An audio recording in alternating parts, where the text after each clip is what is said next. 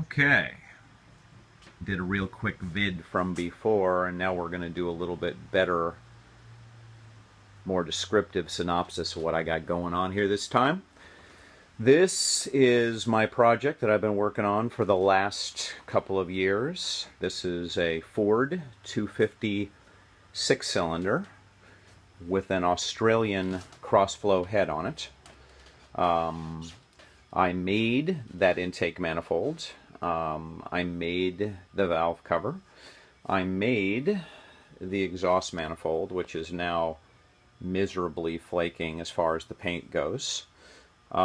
This engine ordinarily made about 120 horsepower in its best heyday, and as a stock carbureted motor, and now that this is a turbocharged injected engine, I expect this motor to make somewhere in the 400 to 500 horsepower range, somewhere around 500 to 600 foot-pounds of torque. Inside the motor, it has been modified to accommodate a small block Ford timing chain on a custom Australian solid roller cam. Belt-driven mechanical oil pump, Ford harmonic balancer, all of that belt assembly is all custom.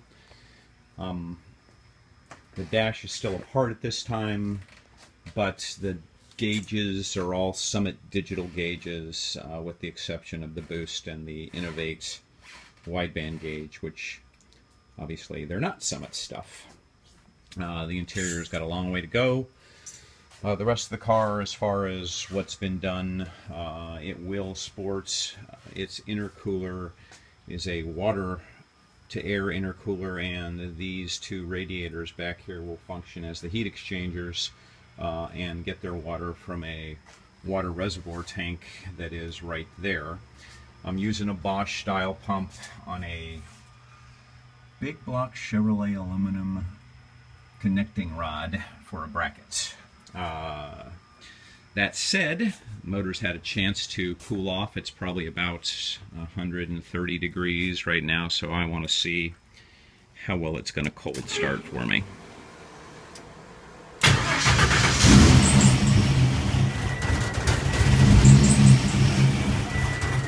Not very well. So we'll try it again and see if some throttle input will make a difference.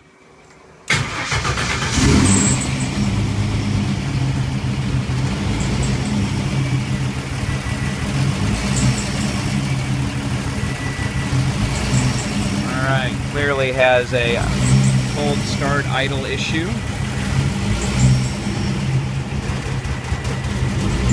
See if the wideband can heat up enough to keep the motor alive here. There we are. You can see it's only about 130 degrees. Motor makes almost 20 inches of vacuum at idle. AFR is messing around 14 to 1. It's starting to flatten out and stabilize for me. You can hear the solid lifter camshaft now. Turbocharger wheezing away.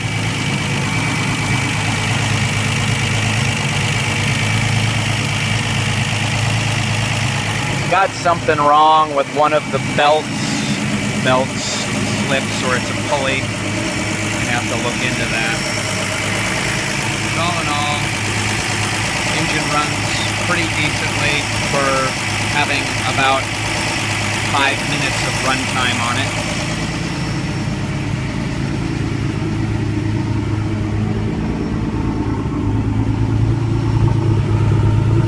You can see it's running